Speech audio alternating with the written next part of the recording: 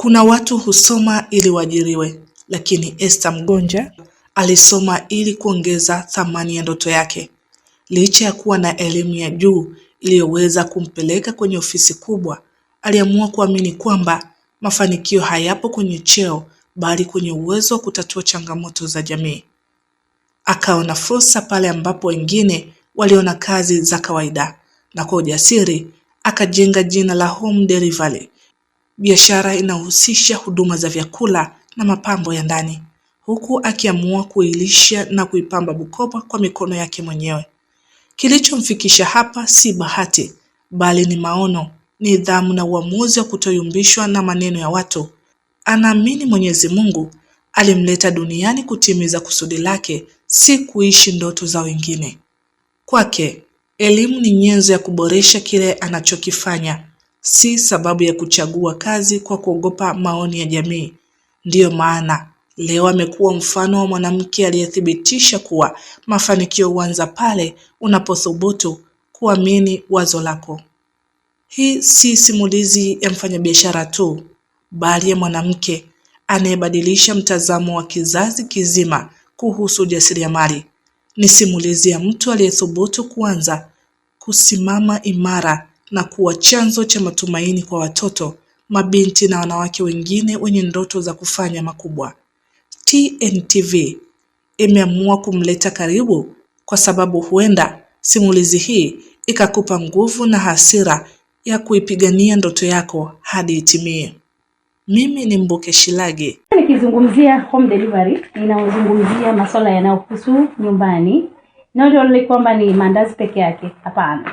Hiki ni baadhi ya kitengo kilichoko ndani ya home delivery, ambapo hapa kama ukifuatilia vizuri utakuta ina home delivery mandazi, ina home delivery uji, ina home delivery juice, ambapo vote hicho ni baadhi ya kitengo ambacho kiko ndani ya home delivery. Lakini ukizungumzia home delivery kama home delivery, tunaleta chochote ambacho unaweza kututuma au utakachokuwa unakihitaji. Inaweza ikawa nguo, inaweza ikawa kabati, inaweza ikawa vyombo, inaweza ikawa pia hata TV.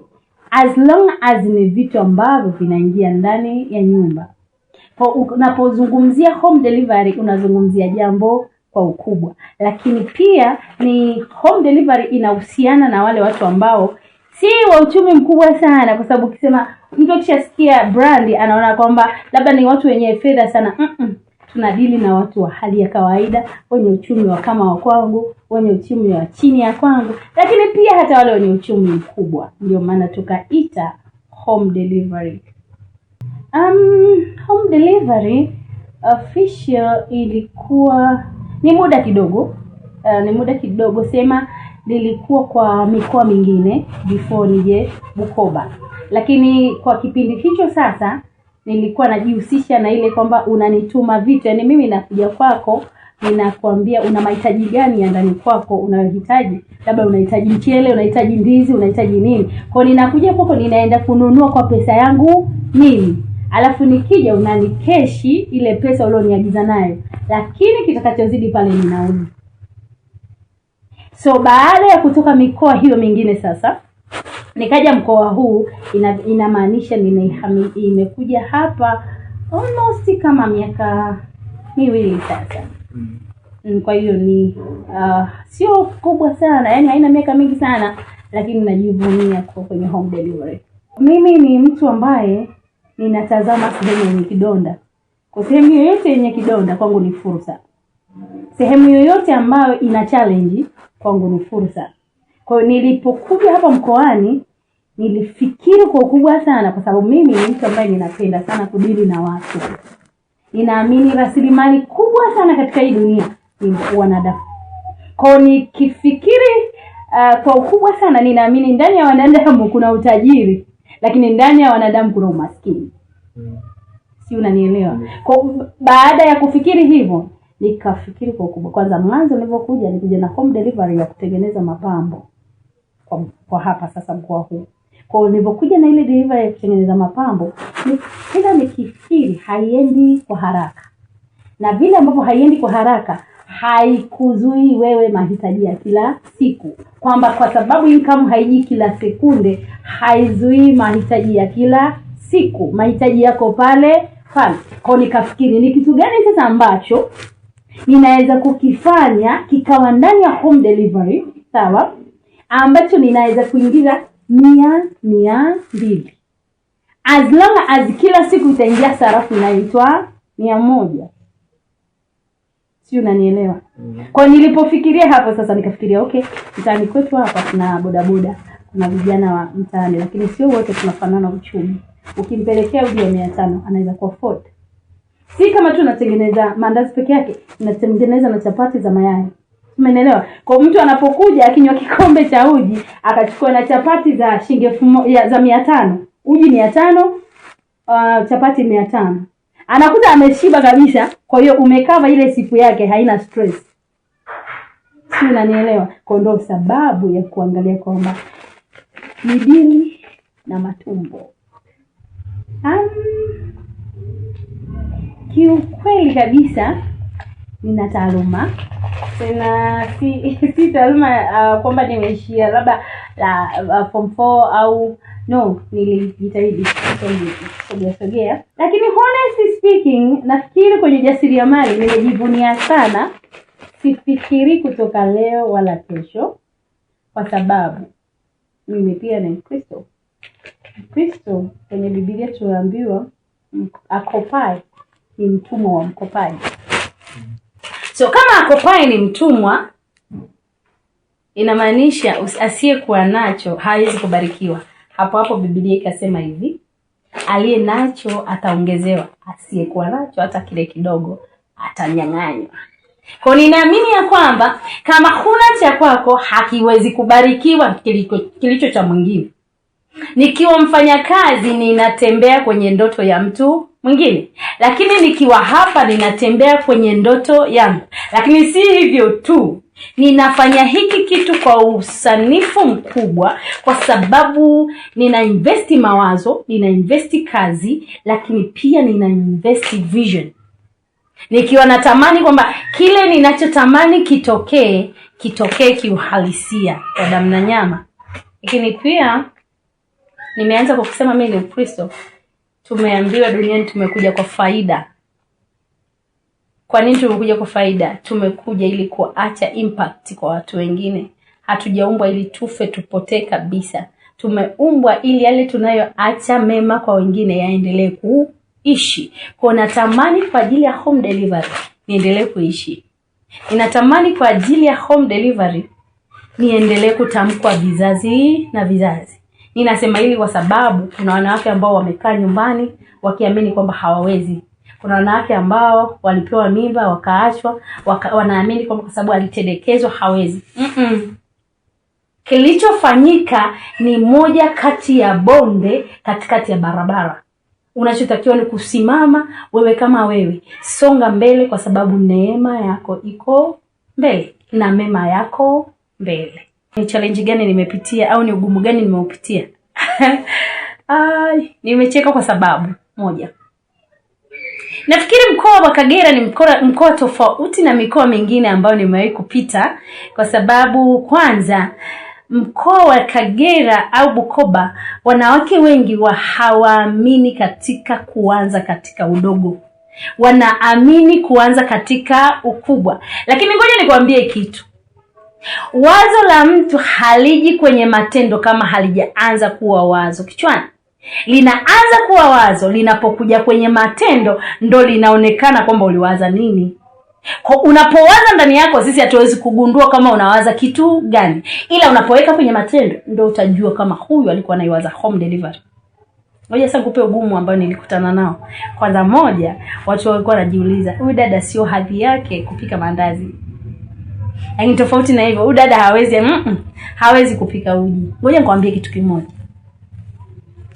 Let's say kwa siku unatengeneza uji wa shilingi 25,000 ambao utauza labda asubuhi, mchana na jioni kwa shilingi 25,000. Ambao huo uji unakuwa umenunua unga kilo moja labda ya mahindi. Kilo moja ya mahindi ni shilingi 1,000. Tunachukua na karanga shilingi 2,000. Ukichukua na kitu kingine utakachochanganyia labda 2,000, inakuwa vitu vitatu. Haijamaliza hata 10,000. Kwa siku ule unga huwezi kuumaliza kwa siku moja.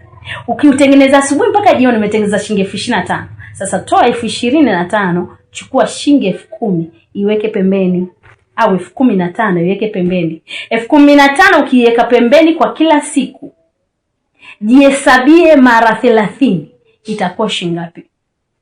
Hiyo sio kazi ambayo inakuchukulia muda, kwa sababu utafanya asubuhi saa 12 mpaka saa 4 unakuwa umemaliza. 15,000 mara 30, and then hiyo mara 30 piga mara 12. Afu jiangalie hesabu yake. A lot of money. Ni hela nyingi amba hata we mwenyewe ukija ukiangalia huwezi kuamini kama inatoka hapo. Lakini nikwambie, mimi kwenye uji kwa mwezi natengeneza zaidi ya 400,000. Zaidi ya laki. Ikipungua sana 350,000 kwa mwezi. Hapo nimekaa tu, yani simple. Wala sijahangaika sana. Ngoja nikwambie kitu kimoja. Acha kuangalia udogo ulionao. Mungu anabariki kile ulicho nacho. Mungu habariki kile usicho nacho. Hujaumbwa kwa hasara. Umeumbwa kwa faida. Achilia faida, ili hiyo faida iishi vizazi hata vizazi. Acha kubweteka. Ulipoajiriwa wewe uko kwenye vision ya mtu mwingine. Acha kukaa kwenye vision ya mtu mwingine, kwa sababu wewe kuna namna umeumbwa kuachilia baraka kwa wengine. Kwa unavyoendelea kubaki kwenye kazi ya mtu, unafanya vision ya mtu ikamilike badala ya kukamilisha ya kwako. Neno la mwisho, ngoja nikwambie kitu kimoja. Hukuumbwa kuwa hasara, umeumbwa kuwa faida. Itengeneze faida, ili hiyo faida ikupe mafanikio. Ukiwa mwajiriwa, Mungu atakuachilia mkate wa kila siku. Ila ukiwa mfanya kile ambacho Mungu amekutengeneza kukifanya, kama home delivery, utajiri wako utakuwa ndani yake, kwa sababu hicho ndicho Mungu atakachokibariki. Ila kitu ambacho ninakiamini ni kwamba shida yangu mimi haiwezi kuwa ya kwako. Umaskini wangu mimi hauwezi kuwa umaskini wa kwako. Na kama umaskini wangu mimi hauwezi kuwa wa kwako, hakuna hata siku moja pesa yako inaweza kuwa ya kwangu mimi. Kwa hiyo ukiona mtu anakuwa mzembe kwenye kutafuta akiamini kile ni kidogo, mafanikio yake hayatokuwepo. Kwa usijawahi kuogopa kwamba hichi ninachokifanya ni kidogo. Ninaamini kwa kila ninachokifanya kitazaa matunda, kwa sababu hata mbuyu ulianza kama mchicha. Kwanza ninajihusisha na nguo, nauza nguo, lakini hizi nguo ninazoziuza ni kwa oda ya Dar es Salaam. Mimi nachukulia nguo Dar es Salaam. Kwa hiyo kwa pesa na gharama ya Dar es Salaam ndio nitakayokuuzia wewe. Lakini pia si kwamba tunahusika na vyakula, hapana. Ninahusika na TV, friji na kila kitu ambacho nakihisi kinaingia ndani. Namna ya kunipata, ukitamani nikupe semina. Lakini si hivyo tu, natamani nikikwambia au kameramani angeonyesha mimi natengeneza mapambo.